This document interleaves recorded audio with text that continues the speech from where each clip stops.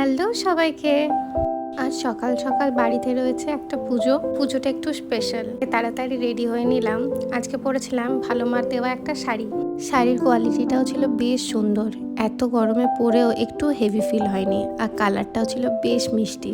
আজকের দিনটা স্পেশাল এই কারণ নিয়েছি আমরা একটা নতুন ফ্ল্যাটটা কেনার উৎসটা খুবই সুন্দর। আপনারা তো জানেন আগের মাসে আমরা গাড়ি নিয়েছি, সেই গাড়িটা রাখার জন্য কোনো পার্কিং অ্যাভেলেবেল ছিল না। পার্কিং খুঁজতে খুঁজতেই আমরা এই ফ্ল্যাটটা সন্ধান পাই।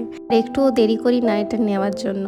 কুলটিতে প্রায় বেশ ভালো ভালো ফ্ল্যাট তৈরি হচ্ছে, তবে এই ফ্ল্যাটটা তৈরি হয়েছে নতুন কুলটি কলেজের সামনে। এবার আমরা সবাই মিলে আস্তে আস্তে পুজোর আয়োজন শুরু করে দিয়েছি। পিসিমণি ফল কাটছে আর কাকিমণি পুজোর যাবতীয় নৈবেদ্য সাজাচ্ছে।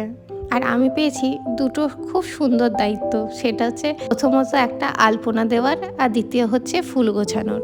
আজ প্রায় 4-5